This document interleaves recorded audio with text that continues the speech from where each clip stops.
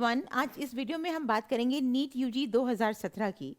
Bio में हमेशा से ही कुछ टॉपिक्स हैं जिनका वेटेज बहुत ज़्यादा रहा है।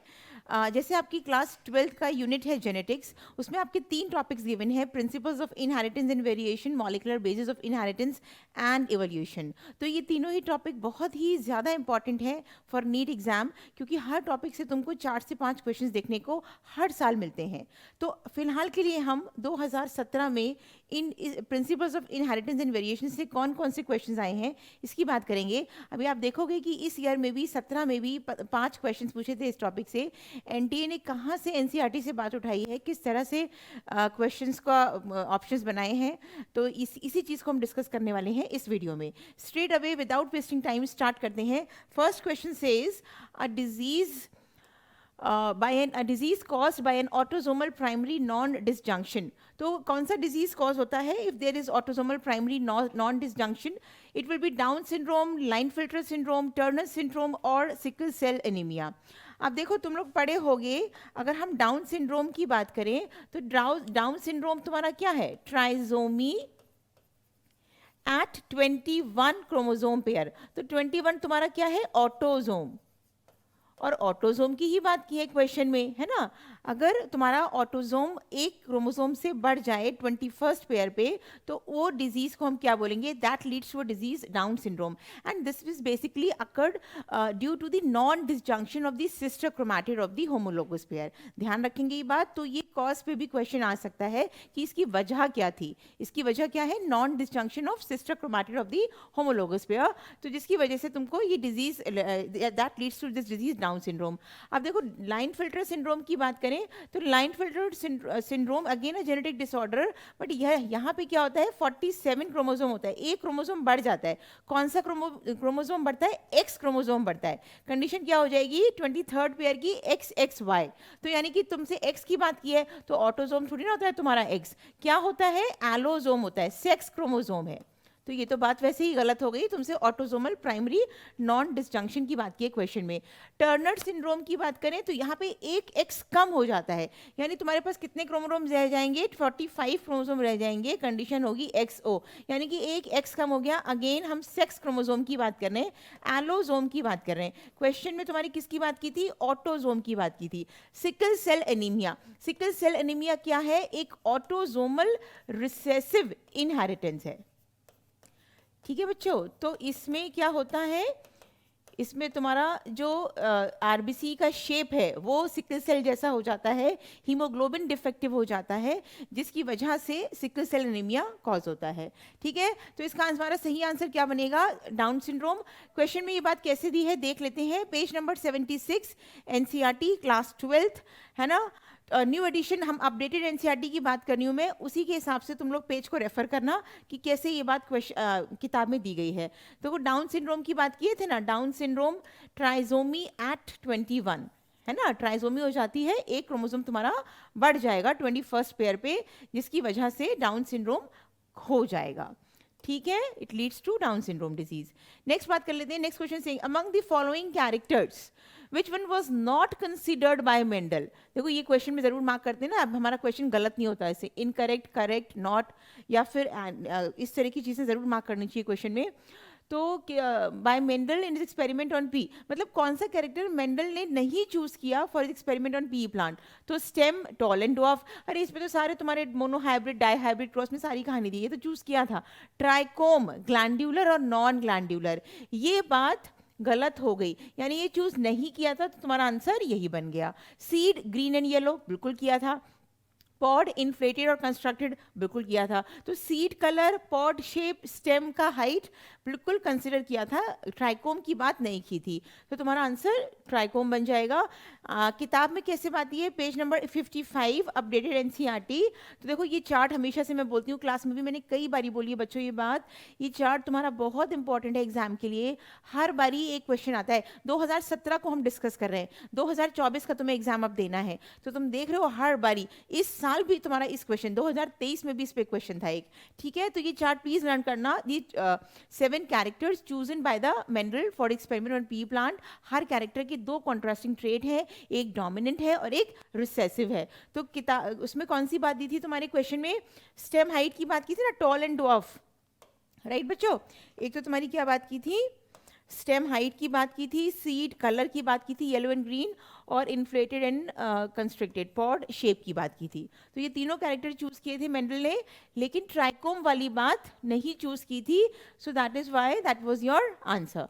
Next question says in genotype of husband, if the genotype of a husband and a wife is IAB IAI, तो तुम्हारा क्या है इसमें क्वेश्चन, क्या पूछा है तुमसे, क्वेश्चन कह रहा है कि हस्बैंड का जीनोटाइप क्या है, IAIB, ठीक है, और वाइफ का जीनोटाइप क्या है, IA एंड रिसेसिव एलील, ठीक है। तो among the blood types of their children how many different genotype and phenotype are possible, तो इनके बच्चों में कितना जीनोटाइप होगा और कितने फिनोटाइप, कितना टाइप का ब्लड ग्रुप आएगा। तो तुम्हें कुछ नहीं करना है, तुम इसको पुनेट स्क्वायर में लिख के क्रॉस करके ऑफस्प्रिंग्स दिखा दो and that will be the genotype and phenotype. तो कैसे कर सकते हो इसका, इधर देखेंगे सब, आई ए के साथ आई ए गया तो तुम्हारा एक ब्लड ग्रुप क्या बन गया, आई ए, ठीक है। दूसरा आई ए के साथ रिसेसिव एलील गया, दूसरा बन गया आई ए आई, सिंपल, यानी कि आई ओ, तुम यहाँ पे ओ भी लिख सकते हो इफ इट रिप्रेजेंट नथिंग, ठीक है। दूसरा क्या बन जाएगा तुम्हारा, आई बी के साथ आई ए बन जाएगा। हम तो मालूम है ये बात, ब्लड ग्रुप तो को डोमिनेंस का केस है, ए और बी डोमिनेंट है, दोनों ही आगे साथ में जा सकते हैं, साथ में बिल्कुल जाएंगे इस केस में। दूसरा क्या हो जाएगा, आई बी के साथ रिसेसिव एलील चला गया, तो तुम्हारा आई बी के साथ रिसेसिव एलील, या फिर ओ लिख सकते हो तुम क्योंकि कोई एंटीजन प्रेजेंट नहीं है। तो तुम देख रहे हो, तुम्हें कहानी समझ में आ गई होगी कितना जीनोटाइप कितना फिनोटाइप बनेगा। देखो ये भी तुम्हारा ए रिप्रेजेंट करेगा, ये भी ए ब्लड ग्रुप होगा बंदा, ये भी तुम्हारा ए ब्लड ग्रुप होगा, ये कोडोमिनेंस का केस हो जाएगा आई बी, और ये रिप्रेजेंट करेगा तुम्हारा बी ब्लड ग्रुप। तो यानी कि तुमसे फिनोटाइप की बात कर लेते हैं पहले।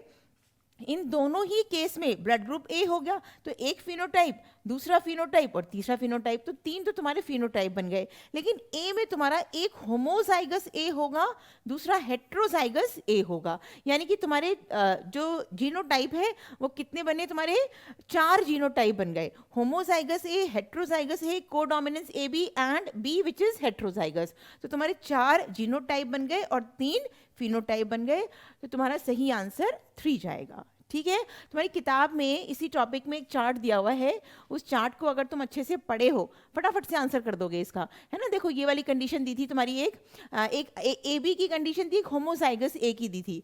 तो तुम्हारी कौन कौन सी कंडीशन दी थी, होमोजाइगस ए, ठीक है, एक ए बी की थी, एक हेट्रोजाइगस थी, और तुम्हारा लास्ट क्या था, हेट्रोजाइगस बी, यानी तुम्हारी ये कंडीशन दी थी, समझ रहे हो। तो ये तुम्हारी 4 जीनोटाइप बन गए, लेकिन दोनों केस में, इन दोनों में तुम्हारा ए ब्लड ग्रुप बनेगा, तो ये तुम्हारे फिनोटाइप बन गए, यानी 4 जीनोटाइप एंड 3 फिनोटाइप बन गए, ठीक है बच्चों।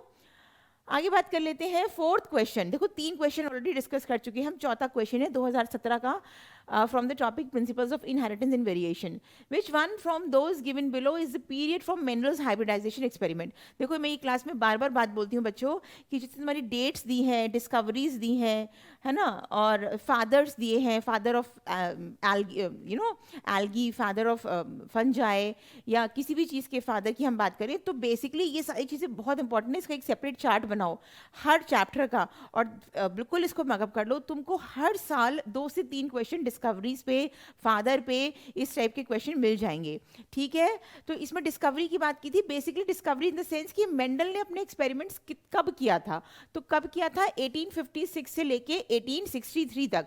देखो किताब में बिल्कुल साफ साफ ये बात दी हुई है, बिल्कुल सिंपल सी चीज़ है, अगर तुम पढ़े हो अच्छे से किताब को तो तुम यूं ही आंसर कर दोगे विदाउट वेस्टिंग टाइम और आगे बढ़ जाओगे। पेज नंबर 54 पे बात दी है। Next is thalassaemia and sickle cell anaemia are caused due to the problem in global molecule synthesis. सही बात है, तुम्हारा थैलेसीमिया और सिकल सेल डिजीज जो होता है ग्लोबल मॉलिक्यूल सिंथेसिस की वजह से होता है, कि मतलब क्वांटिटी वाइज भी हो सकता है, क्वालिटी वाइज भी हो सकता है, दोनों actually differ types of disorders हैं, एक क्वांटिटेटिव है दूसरा क्वालिटेटिव है। किताब में खूब अच्छे से बात दी है, तो तुमको इन्हीं की रेफरेंस में सही बात बतानी है, ठीक है, क्या बतानी है, सही बात बतानी है। तो first says both are due to qualitative defect in globin chain synthesis. अभी तो मैंने तुमसे कहा एक क्वांटिटेटिव है दूसरा क्वालिटेटिव है, यानी बात गलत हो गई, दोनों की बात की है। Same goes to two option, देखो इसमें भी दोनों की बात की है, दोनों क्वांटिटेटिव है, ऐसी बात नहीं है। Thalassaemia is due to less synthesis of globin molecule, ये बात तुम्हारी बिल्कुल ठीक है, क्योंकि थैलेसीमिया एक क्वांटिटेटिव डिसऑर्डर है, ग्लोबिन मॉलिक्यूल्स कम सिंथेसिस होते हैं जिससे कि हीमोग्लोबिन पे फर्क पड़ता है। समझ आई बात? तो क्वांटिटेटिव है, लेस सिंथेसिस होते हैं globin molecule in case of thalassaemia. This is absolutely correct. Sickle cell anaemia is due to quantitative problem. भाई अभी तो हमने डिस्कस किया थैलेसीमिया क्वांटिटेटिव है, सिकल सेल एनीमिया क्या है तुम्हारी, क्वालिटेटिव है। ठीक है बच्चों, क्वालिटेटिव मींस कि इसकी क्वालिटी ग्लोबिन मॉलिक्यूल्स की ठीक नहीं होती, जिसकी वजह से डिफेक्टिव हीमोग्लोबिन बनता है और जिसकी वजह से उसकी ऑक्सीजन कैरिंग कैपेसिटी कम हो जाती है, results into sickle cell anaemia. ठीक है बच्चों, तो इसी किताब इसी टॉपिक में दी है तुम्हारी किताब में ये बात, कैसे दी है, let's see page number 75। It is given as thalassaemia differs from, thalassaemia किस तरह से डिफर कर रहा है from sickle cell anaemia. In that former, former मतलब थैलेसीमिया, थैलेसीमिया क्या है, एक quantitative problem of synthesis of globin molecules, बहुत कम ग्लोबिन मॉलिक्यूल सिंथेसिस होते हैं थैलेसीमिया में, है ना। जबकि तुम्हारा लेटर यानी कि तुम्हारा एनीमिया क्या है, क्वालिटेटिव प्रॉब्लम है। ठीक है, इसमें क्या होता है, क्वालिटेटिव मतलब कि इसमें क्वालिटी अच्छी नहीं होती ग्लोबिन मॉलिक्यूल की, जिसकी वजह से डिफेक्टिव हीमोग्लोबिन बन जाता है और जिसकी वजह से ऑक्सीजन कैरिंग कैपेसिटी कम हो जाती है। समझ आई बात बच्चों? तो I guess these are the 5 questions which is asked in 2017 NEET exam from the topic principles of inheritance and variation. तो बेसिकली इसी तरीके से अब नेक्स्ट वीडियो में हम 2018 की बात करेंगे, सेम टॉपिक की 2023 तक पूरी कहानी डिस्कस करेंगे, सेम टॉपिक से कौन कौन से क्वेश्चन पूछे गए। और तुम लोग देखना कि हर साल इस टॉपिक से 4 से 5 क्वेश्चन पूछे गए हैं। तो बेटा बहुत इंपॉर्टेंट टॉपिक है और 4 से 5 क्वेश्चन किसी टॉपिक से पूछे जा रहे हैं, so that makes your rank अगर तुम टॉपिक अच्छे से पढ़ लोगे। और सबसे अच्छी बात, तुमने क्या कोई भी क्वेश्चन देखा एनसीईआरटी से बाहर का है? कोई भी क्वेश्चन नहीं है, सारी बातें एनसीईआरटी की लाइंस में दी हुई है, टॉपिक में दी हुई है। तो तुमको क्या करना है बस कि एनसीईआरटी को अच्छे से पढ़ना है, तुम सारे ही क्वेश्चंस के आंसर सही लगा के आओगे। तो आई गेस तुम्हें बात समझ आई होगी। That's it, stay tuned.